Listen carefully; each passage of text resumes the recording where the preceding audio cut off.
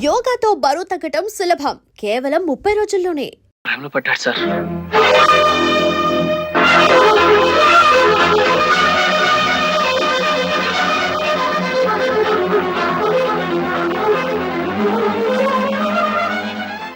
I'm sorry sir, మీరు ఎక్కువగా excite కాకండి.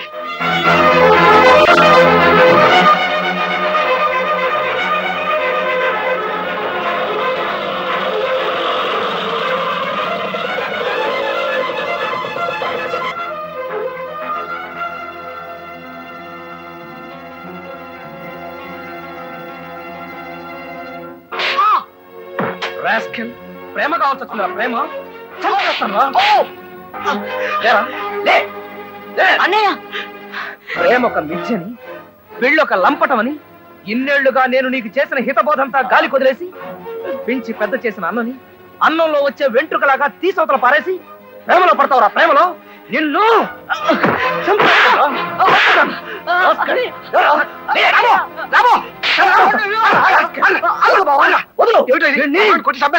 వాడు ఏం తప్పు చేశాడు? గొడ్డు మాదిరి మాత్రం వాడు ఆడపిల్ల ప్రేమలో పడ్డాడు బావా. Is it? అంత తప్పు చేశాడా? అయితే కొట్టి తీరాల్సిందే. 10 మంది పీకలు కోసినా పర్వాలేదు, 16 బ్యాంకులు దోచినా ఇబ్బంది లేదు, కానీ ప్రేమలో పట్టడం మాత్రం నీచాతి నీచమైన నేరం, ఘోరాతి ఘోరమైన పాపం. ఎలా రాస్కేల్, ఎంప్లాయ్మెంట్ ఎక్స్చేంజ్ లో నిలవున్న నా అప్లికేషన్ అంత వయసు లేదు నీకు? నీకు ప్రేమ కావాల్సి వచ్చిందా? నాకు గడ్డం తెలిసాకే నీకు మీసం వచ్చిందిరా. నాకే తెలియని ప్రేమ నీకు కావాల్సి వచ్చిందిరా. నిన్ను బావా, ఇంకోసారి ఇలాంటి పిచ్చి పిచ్చి వేషాలు వేసావంటే ఆంధ్ర యూనివర్సిటీలో నీ ఉపన్యాసం పెట్టించేస్తాను. చచ్చి ఊరుకుంటా. అయ్యో, చంపేస్తాను రే నిన్ను. ముక్కుకి గుట్ట కట్టకుండా నిన్ను బెజవాడ కాలువ గట్ల మీద నడిపిస్తాను. ఎవరుకున్నావు ఏమిటో? అమ్మా పిల్లాడు.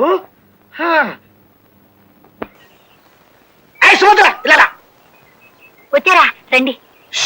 మనం పోటాడుకోవాలి ఇప్పుడు. సరే, అలాగే. ఏమిటే ఈ బోర్డు ఏంటి?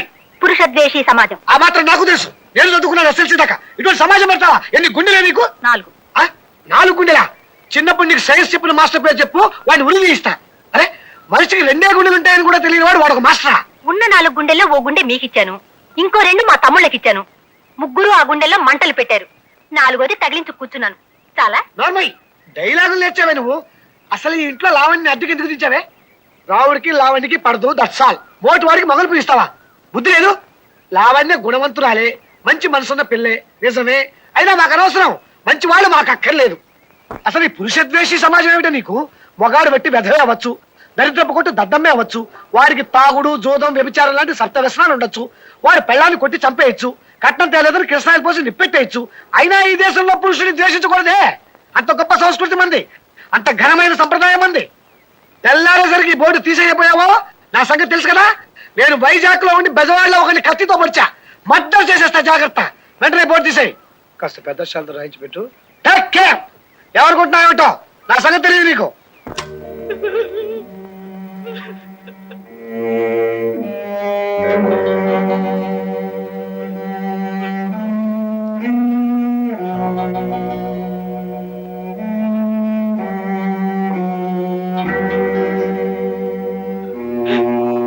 ఒరే కృష్ణుడు, ఐఎమ్ సారీ.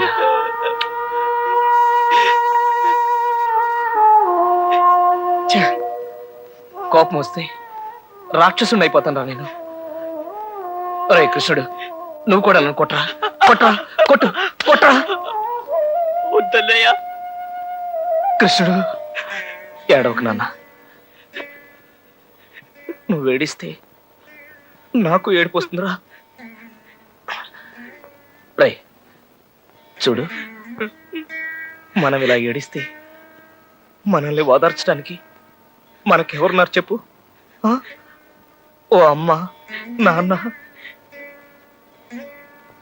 ఊరుకోరా, ఇంకెప్పుడు ఎప్పుడు నిన్ను కొట్టను కదా. ఇంక నువ్వు అమ్మాయిని మర్చిపో. వస్తువుని మాత్రం మర్చిపోలేడు అన్నయ్య. తన్ని చూడండి నేను ఉండలేకపోతున్నాను అన్నయ్య. ఇంట్లో ఉన్నప్పుడు ఆకలిస్తుంది, అన్నం ముట్టుకోబుద్ధి కాదు. దాహం వేస్తుంది, మంచినీళ్ళు తాగాలనిపించదు. అద్దంలో చూసుకుంటే నా మొహం కాదు, పశు మొహం కనిపిస్తుంది అన్నయ్య. కళ్ళు మూస్తే ఆ కళ్ళల్లో కనిపిస్తుంది, కళ్ళు తెరిస్తే కళ్ళ ముందు కదులుతోంది. నా ఒంట్లో ఈ చర్మం కిందంతా వసు రాసున్నట్టుగా అనిపిస్తుంది అన్నయ్య. ఇదేదైనా జబ్బు అయితే నిన్నెంతగా బాధ పెట్టి ఆ జబ్బు ఆ అమ్మాయి పేరుతో నన్నెందుకు ఇంతగా నమ్మలేస్తుందో. నా కర్మనయ్య, నా కర్మ, నా కర్మ. కృష్ణ, నువ్వేం చేసినా ఒప్పుకుంటానురా. ఆ ఒక్క ప్రేమించడం తప్ప. ఈ విషయం తర్వాత మాట్లాడుకుందాం. పడుకోరానా, నిద్రపో. నా చిట్టి తండ్రి ఏడిస్తే నిన్నెవరు ఎత్తుకుంటారు జో జో.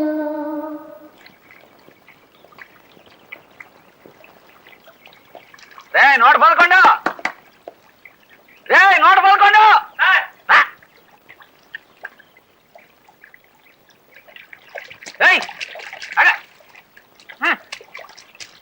ఏంట్రా మా ఇంట్లో నుంచి వరదలు వస్తున్నాయి? ఏం చెప్పమంటారండి అయ్యా? దేవరంలో బిట్టా బిందు మాధవి ఆపకుండా 6000 బిందెల నీళ్లతో స్నానం చేసి రికార్డు స్థాపించారట. అమ్మగారు 7000 బిందెల నీళ్లతో స్నానం చేసి బిందె మాధవి బిరి తెచ్చుకొని కొత్త రికార్డు నెలకొల్పాలని ప్రయత్నిస్తున్నారు. బిందె మాధవ నా బంధు మాధవే చంపేస్తుందిరా. అయినా దానికి నీళ్ళు ఎక్కడివిరా? ఇప్పటికి 3 ట్యాంకర్లతో నీళ్లు తెప్పించారండి అయ్యా. అట్లాగా అయితే నేను దాచుకున్న డబ్బంతా నీళ్ళలో కలిపేసింది అనమాట. అర్జెంటుగా మళ్ళా సంపాదించుకోవాలి. రే నోట పదకొండు. Yes sir. నువ్వు ఆ ఏర్పాట్లు చూడు. నొక్కండి నొక్కండి నొక్కండి నొక్కండి. అబ్బో ఏటో అనుకున్నాను, గురువు గారికి గొప్ప కండబలం ఉంది. ఇదిగో బాబా 5. ఏ మాట కామాటే చెప్పుకోవాలి. ఈ స్కిల్ గేమ్స్ లో మన కొట్టేవాడు హోల్ ఇండియా మొత్తం మీదే లేడయ్యా. ఇంకోసారి అద్దామా పందెం? అలాగేనండి. నొక్కాలి. అది ఓడిపోయాను సార్. ఇందా 5. ఇంకోసారి వేసుకుందాం పందెం? అలాగే సార్. ఇందా 5. ఎరా పరాస్కల్గా ఉందా? చెయ్యి లూజుగా వదిలేసి డబ్బులు ఇచ్చేస్తున్నావు. బలంగా పట్టు. నిజంగా ఓ పట్టు పట్టమంటారా? పట్టు. ఇవాళ నువ్వు నేను తేలిపోవాలా. కమాన్.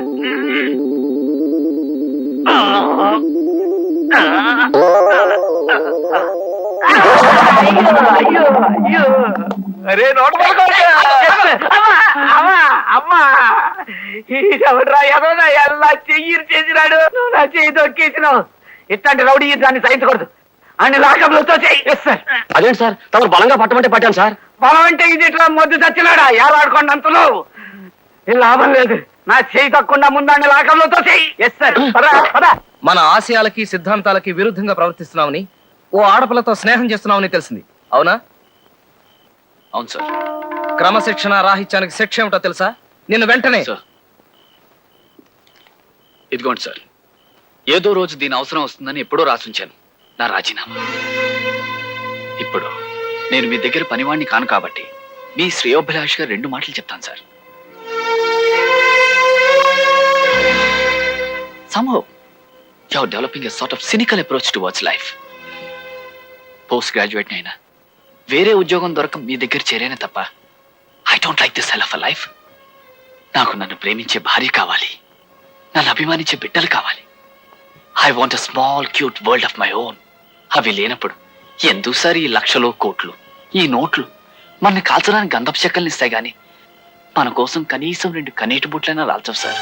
సార్ ఆంజనేయ స్వామి కనబడటం, సలహాలు ఇవ్వటం అంతా మీ భ్రమ సార్, హెల్యూసినేషన్. తన ఇంట్లో తన కోసం ఎదురు చూసే ఓ ఆడది ఉందన్న తృప్తే మగాడిని ఆరోగ్యంగా బ్రతికిస్తుంది సార్. అది తెలుసుకోండి. Good bye sir.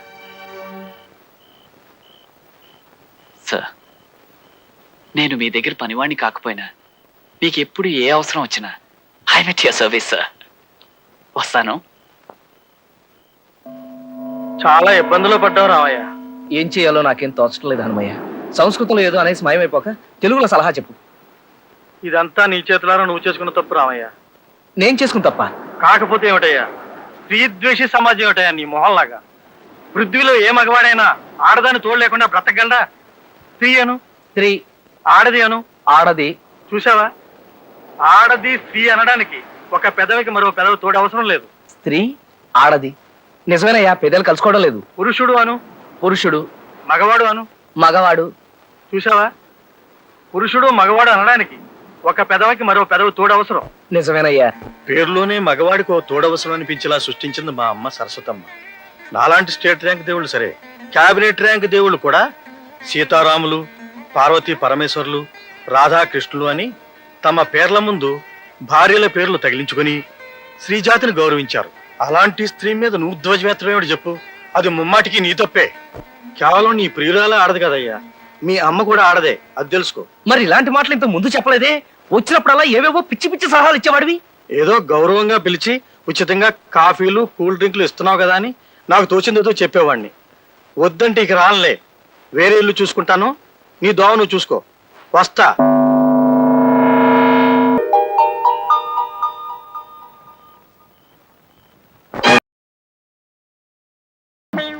ఇంకా ఎంతసేపు మహాప్రభు ఈ మట్టి పట్టి? ఇంకొక గంట ఉంటే ఒంటికి మంచిదయ్యా. ఈ చెమ్మంతా ఎగిరిపోవాలా. ఈ చెమ్మ ఎగిరే లోపు మన కళ్ళు చెమ్మగిల్లుతాయేమో మహాప్రభు. ఇట్లా మనల్ని ఎవరు చూసినా ప్రమాదమే. జూ వాళ్ళు చూస్తే వాళ్ళ కోతులు తప్పించుకొచ్చారని పట్టుకెళ్ళిపోతారు. జనం ఎవరైనా చూస్తే ఇతర గ్రహాల నుంచి ఎవరో వచ్చారని రాళ్ళు చుక్కొడతారు.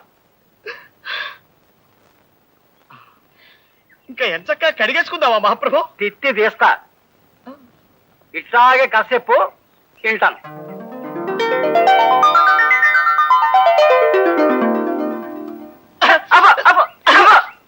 ఇది కథ. పోనీ స్టోరీ అనుకోండి మహాప్రభు. తిత్తి తీస్తా. ఈ కథ సినిమాగా తీస్తే నేను అడుక్కు తినాలా? ఓ ఊరంతా పస్తుండి నాకు ముస్తేయాల్సి వస్తాయి. అరే ఈ నాన్ని చూస్తున్నాను, సినిమాకి పనికొచ్చే ఒక్క కథ కూడా చెప్పలేనోడివి నువ్వేం కవ్వే చేస్తున్నావు? నేను గొప్ప కథ చెబుతాను, ఇనుకో. మధ్య తరగతి ఎదవనాయాలా? మహాప్రభు తమ నన్ను తిట్టారా? లేదు, సినిమా పేరు చెప్పా. ఆ పేరు తిట్టులో ఉంది మహాప్రభు. పేరులో తిట్టుంటేనే సినిమా హిట్ అవుద్దయ్యా. తెరలగవంగానే హీరో ఓ కాఫీ హోటల్కి వెళ్తాడు. సర్వర్ రాగానే హీరో ఏమున్నాయని అడిగాడు. అప్పుడు సర్వరు ఇడ్లీ, రవ్వ ఇడ్లీ, గారె, మసాలా గారె, ఉప్మా, కిచిడి, పెసరట్టు, మినపట్టు, రవ్వట్టు, మసాలా అట్టు, బాతు, టమేటా బాతు, బోండా, బజ్జీ, మైసూరు బజ్జీ, మిరపకాయ బజ్జీ, అరటికాయ బజ్జీ, తమలపాకు బజ్జీ, లడ్డు, బందరు లడ్డు, రవ్వ లడ్డు, మిఠాయి, పీచు మిఠాయి, బందరు మిఠాయి, బొంబాయి మిఠాయి, కలకత్తా మిఠాయి, జాంగ్రీ, పాలకోవా, హల్వా, మైసూరు పాకు, అమలాపురం కాజా, భీమవరం బాజా, పెద్దాపురం కూజ ఉన్నాయంటాడు. అప్పుడు హీరో అట్టుతే అన్నాడు. అప్పుడు సర్వరు ఏ అట్టు, పెసరట్ట, మినపట్ట, రవ్వట్ట, మసాలా అట్ట, 70 mm అట్ట, ఎమ్మెల్యే అట్ట, నూనెసి కాల్చాలా, నెయ్యేసి కాల్చాలా, నీళ్ళోసి కాల్చాలా, పెట్రోలు పోసి కాల్చాలా, కిరసనాలు పోసి కాల్చాలా, డీజిలేసి కాల్చాలా, అసలు కాల్చాలా వద్దా అని అడిగాడు. అప్పుడు హీరో పెసరట్టు నెయ్యేసి కాల్పించమన్నాడు. కాపీ కూడా తెమ్మన్నాడు. అప్పుడు సర్వరు ఏ కాపీ, మామూలు కాపీయా, స్పెషల్ కాపీయా, బుర్రు కాపీయా, నెసికేపా, బ్లాక్ కాపీయా, వైట్ కాపీయా, హాట్ కాపీయా, కోల్డ్ కాపీయా, నురుగు కావాలా వద్దా, కావాలంటే ఎన్ని చెంచాలు అని అడిగాడు. అప్పుడు హీరో మామూలు కాపీ తెమ్మన్నాడు. అప్పుడు సర్వరు నీలగిరి కాపీయా, హిమగిరి కాపీయా, సిమలా కాపీయా. ఆపండి మహాప్రభు, ఆపండి. తమలో ఇంత ఊహాశక్తి ఉందని ఊహించలేకపోయాను. ఈ కథే సినిమా తీసుకోండి, 10,000 రోజులు ఆడుతుంది. జనం వృద్ధులై పండి రాలిపోయేంత వరకు, కలియుగాంతం వచ్చి సర్వ ప్రాణి నాశనమైపోయేంత వరకు ఈ సినిమా ఆడుతూనే ఉంటుంది మహాప్రభు, ఆడుతూనే ఉంటుంది. నన్ను వదిలేయండి. అర్భకుండి, తమకు కథ వినిపించే శక్తి లేని వాణ్ణి, నన్ను వదిలేయండి మహాప్రభు. మరీ ఇబ్బంది పెడుతున్నానేమో అనిపిస్తోంది. దీంతో నా మీద కోపం ఇంకా పెరిగి ఆయన అసలు నా మొహం చూడని రోజు వస్తుందేమో. ఇప్పటికైనా ఆయన కాళ్ళ మీద పడి జరిగిందంతా పూసుకొచ్చినట్టు చెప్పేస్తాను. అలా చెప్తే నువ్వు ఇంకో కొత్త నాటకానికి ప్రార్థన పాడుతున్నావు అనుకుంటాడమ్మా మావాడు. చూడు, మనసులో అనుమాన బీజం పడ్డ మనిషిని కులాసాగా ఉన్నారా అని అడిగినా ఎప్పుడు చస్తావు అన్నట్లే అనుకుంటాడు. మరి ఇప్పుడు నన్ను ఏం చేయమంటారు? నువ్వేం చేయక్కర్లేదు, అంతా నాకు వదిలే. ఈ వాసు బుర్ర ఐడియాల భోషణం. నీ విషయంలో జరిగిన నిజాన్ని చెప్పవలసిన మనిషి చెప్పవలసిన విధంగా చెప్పవలసిన చోట చెప్పే ఏర్పాట్లు నేను ఆల్రెడీ చేసేసా. నిజమా కైలాసం? అవును బాబు, ఇక్కడ ఉంటే నువ్వు వసుంధర వైపు అట్రాక్ట్ అవుతున్నావని నేను బాంబే పంపించి అక్కడ హాస్టల్లో ఉంచి చదివించి ఏర్పాటు చేస్తున్నారు మీ అన్నయ్య గారు. నేను నా చేత్తో నేనే అప్లికేషన్ ఫామ్ ఫిల్అప్ చేసి పంపించాను.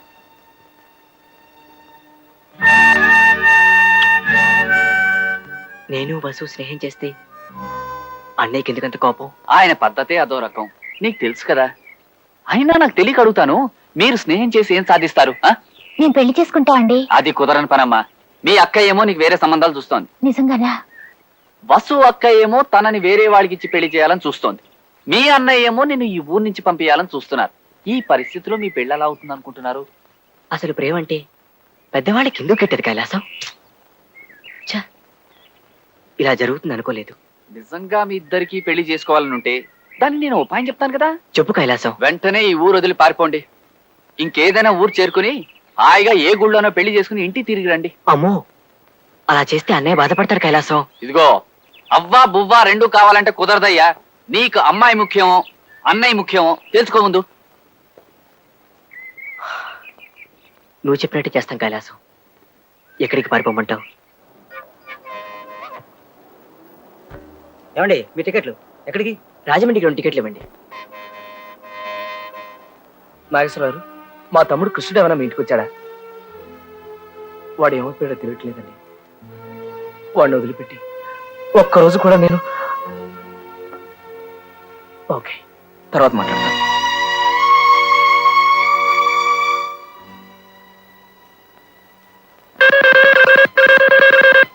హలో, నేను రాజమండ్రి నుంచి మాట్లాడుతున్నానండి.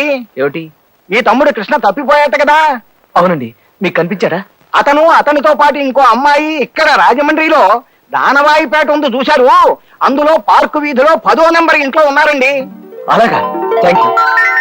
నమస్కారం అండి. నా పేరు రామారావు అండి, మాది వైజాగ్. మా తమ్ముడు కృష్ణమూర్తి మీ ఇంట్లో ఉన్నాడని నాకెవరో ఫోన్ చేశారు. రండి, కూర్చోండి. వాళ్ళిద్దరూ ఎక్కడున్నారో చెప్తే. వాళ్ళిద్దరు కులాసాగానే ఉన్నారు.